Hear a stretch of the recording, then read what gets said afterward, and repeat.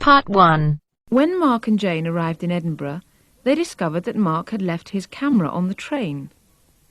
At the Lost and Found office, he has to fill in a lost property form. First, you have some time to look at questions 1 to 4.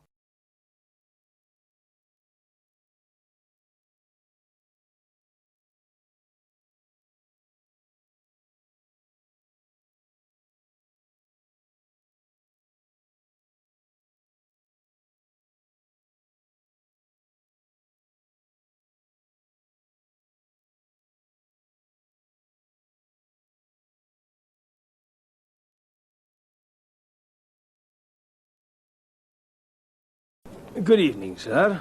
Can I help you? Yeah, I think I left my camera on the train from London early today. Did you, sir? Oh, well. In that case, we'd better fill in a lost property form. Can you tell me your name? Yeah, it's Mark Adams. Okay. Your address? You mean in Britain or in the States? How long are you staying? Oh, I've still got a few months in Britain. Okay, then. Can you give me your address here? Right. It's 21 Thames Drive, Leigh-on-Sea. That's Leigh on Sea, Essex.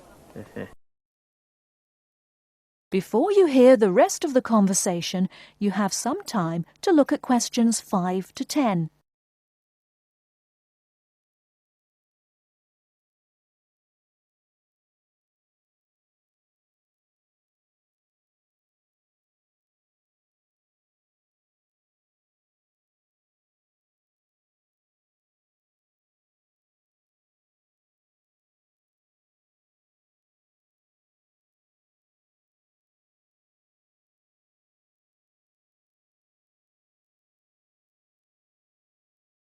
Do you want the phone number? Yes, I'd better have that. Okay, 0702 35211. Thanks. And you say it was a camera. What make and model? It's a Ricoh. Ricoh.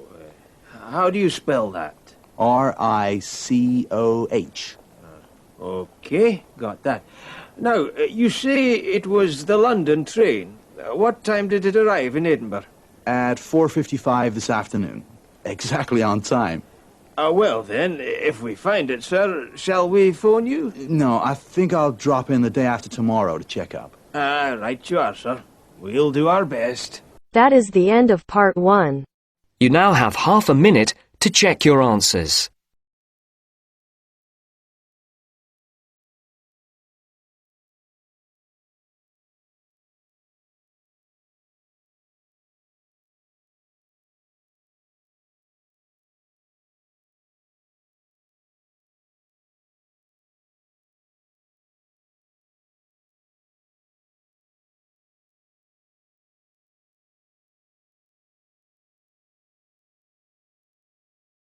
Now turns to Part 2.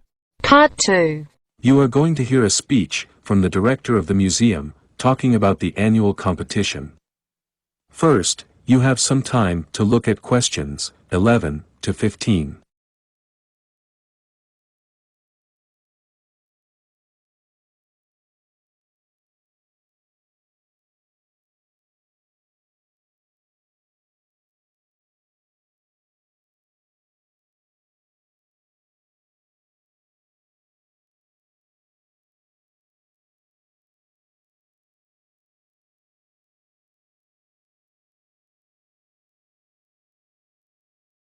Welcome. My name's Darren Timpson, and I'm the director of the Penwood Museum. And I'm here to announce the winners of our annual competition, which, as usual, runs in conjunction with our summer exhibition. Each year, the competition has a specific theme, and the theme we chose for this year's competition is the use of technology to improve links between the local community and the museum. Entrants could choose from a selection of the museum's artefacts to create exhibits on this topic. We've had loads of entries from secondary schools, which is important as more local teenagers are getting involved. I just want to give you some background information about this year's competition. The competition was open to groups of young people from institutions like schools and youth clubs who were aged between 15 and 19 on the final entry date for the competition, which was the 13th of May. While preparing their competition entry, the competitors were allowed to use the educational facilities at the museum and to look for help from local sponsors, but were not allowed to buy any equipment. We then had 7 shortlisted exhibits, which visitors to the museum of all ages were allowed to vote on for the first 3 places. The prize-winning exhibits are having a big impact on Penwood Museum attendances, which have risen by up to 45% since the summer show opened. The first prize in this year's competition has been won by a group of 7 young people who chose various exhibits from the museum's collection of equipment from the 1950s to the 1970s. They arranged them with modern versions and then recorded their own reactions and comments to the exhibits. They then did the same with the comments made by visitors aged 65 and over. And so, can we have a round of applause for the winners from Tigers Community Centre who called their entry Technology Now and Then. And the second prize winners are Tabard High. Before you hear the rest of the recording, you have some time to look at questions 16 to 20.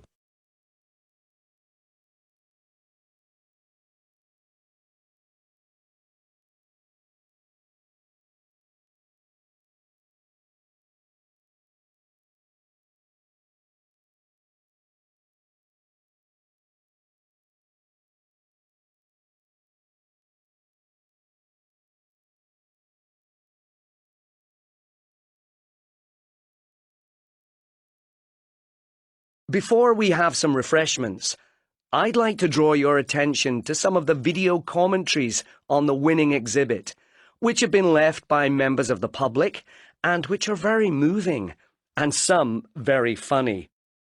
I particularly liked seeing the recording of the reaction of several people when they talked about an early wooden framed TV from their childhood. They remembered their first TV, which they thought still fitted in with today's trends. They remembered how they would sometimes all go round to someone's house to watch TV as a special treat. But they thought the modern TV screen, with the remote, was much easier to watch. As for the collection of old radios, it has to be seen. They are really huge old wooden frame radios in perfect working order and in perfect condition. Some teenagers' reactions to the radios were very funny. They couldn't believe how big they were. And the older visitors, all of whom used to have one, said they liked them. But they also thought they were too big to fit into living rooms these days. A few more items worth looking at from the display are old kitchen items. Young people thought the cooker from the 1950s looked funny alongside the latest microwaves. Nearly all interviewees who were aged 65 and over used microwave ovens, which they thought were much handier. Seeing old typewriters on display next to slim laptops made them look weird and cumbersome. All those who were 65 and over preferred the laptops, which they thought were thrilling. The other electronic items on display were a collection of old and fairly recent cameras. They also thought the older cameras were well made and better than the newer ones. I'd like to thank you all for coming, and please give a round of applause for all the entrants to the competition. That is the end of part 2. You now have half a minute to check your answers.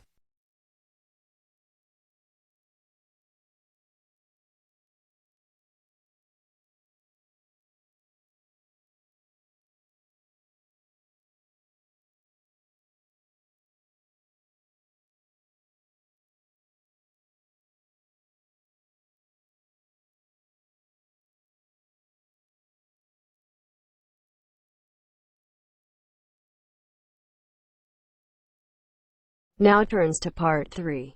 Part 3. You will hear a conversation between two students, David and Claire.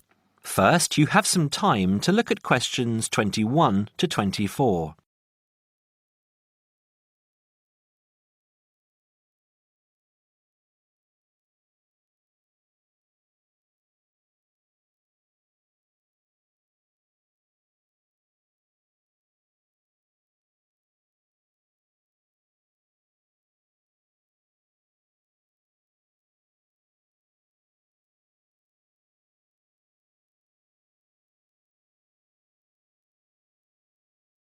Hi, David. How are you going with your history studies? Very well. I've actually finished it. That's great! What era did you write on? I researched Roman London, something I never thought I'd be interested in. That sounds interesting. I wanted to tie it into the work I've been doing on engineering, and I found it fascinating and learned many things along the way. Such as?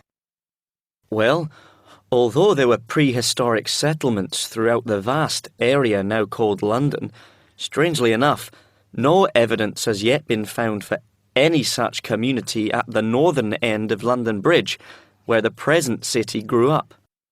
The origins of London lie in Roman times, right? Right.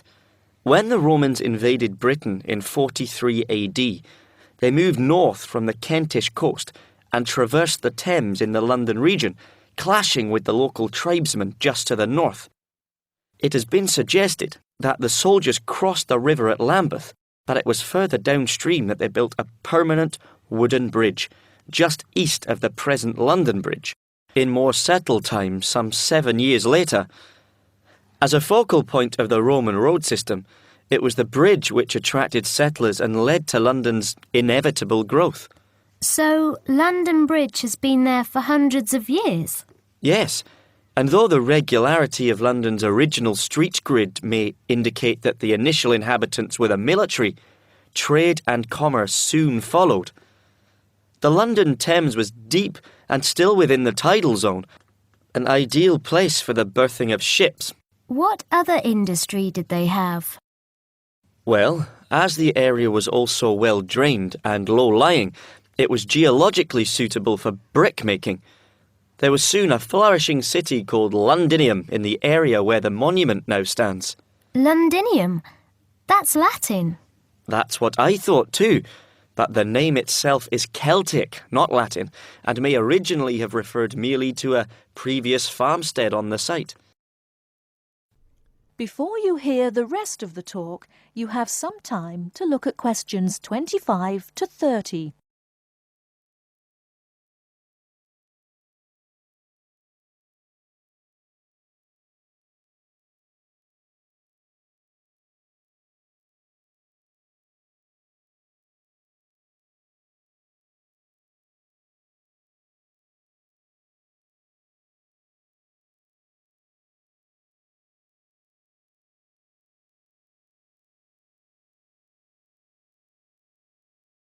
Wasn't London burned to the ground at some stage? It happened in AD 60 by the forces of Queen Boudica of the Iceni tribe from modern Norfolk, when she led a major revolt against Roman rule. The governor, Suetonius Paulinus, who was busy exterminating the Druids in North Wales, marched his troops south in an attempt to save London, but, seeing the size of Boudica's approaching army, decided he could not mount an adequate defence and evacuated the city instead. Not everyone managed to escape, though, and many were massacred. What about the beautiful old architecture? Did you research that too? I sure did. The major symbol of Roman rule was the Temple of the Imperial Cult.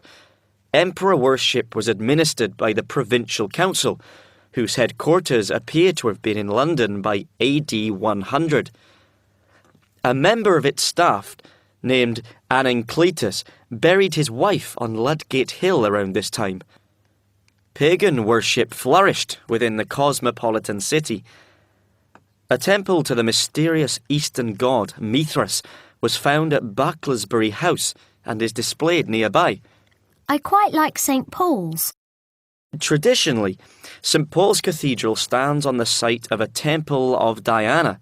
Other significant buildings also began to appear in the late 1st century, at a time when the city was expanding rapidly. The Forum, a marketplace and basilica which housed the Law Courts complex at Leadenhall Market, was erected and then quickly replanned as the largest such complex north of the Alps. The Forum was much bigger than today's Trafalgar Square. Who was in charge of all the town planning at the time? Procurator Agricola. He encouraged the use of bathhouses and had a grand public suite made, which is now being excavated in Upper Thames Street. They were as much a social venue as a place to bathe. There was a smaller version at Cheapside, and in later centuries, private bathhouses were also built. Another popular attraction was the wooden amphitheatre, erected on the northwestern outskirts of the city. It's possible that gladiatorial shows were put on here, though lesser public sports, like bear baiting, may have been more regular. I thought that happened mainly in the Colosseum in Rome, but I guess London being settled by the Romans explains their lust for blood. That is the end of part 3. You now have half a minute to check your answers.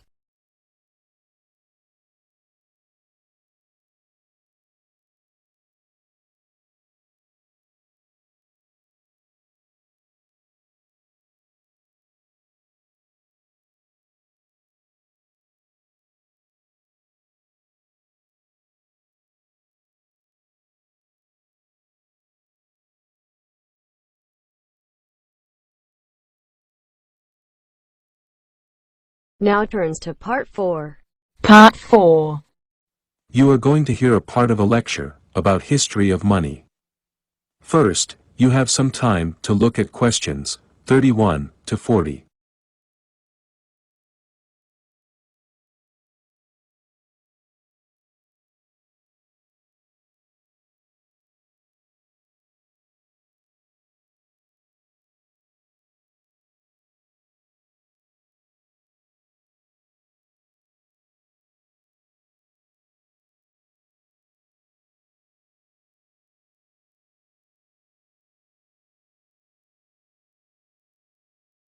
As we continue our series on customs and traditions that influence the values and principles of all societies in the world, today we're going to talk about money.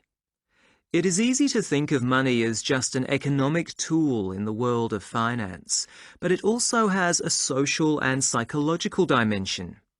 It is woven into the fabric of our society and thinking, and as such has, through history, despite people's criticism of its pursuit, helped lay down the standards and the ethics that govern modern society.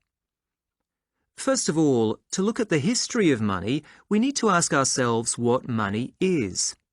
Money is, in fact, an invention of the human mind, which is made possible because we, as human beings, are able to give value to symbols. And money is one of the most important symbols in all societies because it represents the value of goods and services.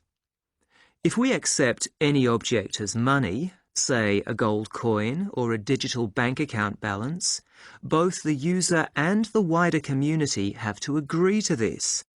So all the money that we use today has not just an economic dimension, but a psychological and a social one as well. Before we look at so-called commodity money, with the introduction of coins and representative money, let's go back to the time of bartering. Before money was invented, bartering was the main way to exchange goods. An individual who had something of value, such as some grain, could directly exchange the grain for another item, which was seen to have an equivalent value, like a small animal or a tool. The seller of the grain, of course, had to find someone who wanted to buy it, and who could offer in return something the seller wanted to buy. There was no common medium of exchange, such as money, into which both seller and buyer could convert the commodities they wanted to trade. So the first stage in the evolution of money was commodity money. This involved accepting objects or commodities, such as grain or metals or animals, as being inherently valuable, so they could be used as a common standard of measure and unit of exchange. People could accept any of these objects as money because they had inherent use value for every individual, and therefore they would be widely accepted by other people. All metals were accepted because they could be easily converted into precious tools, for instance, axes and spades. Metals such as gold and silver also had secondary advantages. They were also easy to identify and visually attractive. Gold, silver, copper, as well as other usable objects such as salt and peppercorns, are categorized as commodity money, since they combine the attributes both of a usable commodity and a symbol. So people accepted foods and metals as money because they were sure of their value to themselves and to other people. Then came metal coins, which were another step in the evolution from usable commodities such as grains to symbolic forms of money. Metal had a use value of its own, but coins became accepted in trade for their symbolic value. They acted as a standard measure for exchanging other goods and services of value, rather than for the use of the metal they contained. The next stage in the evolution of money is that of representative money. Representative money is symbolic money that is based on useful commodities, such as the warehouse receipts issued by the ancient Egyptian grain banks, and more recent forms of paper currency that were backed by gold or silver. The adoption of representative money was a significant evolution in human consciousness. Psychologically, the individual had to transfer the sense of value from a usable material object to an abstract symbol. Socially, groups of people had to agree on the common usage of the same symbol. The invention of representative money then had a profound effect on the evolution of both money and society. That is the end of part 4. You now have half a minute to check your answers.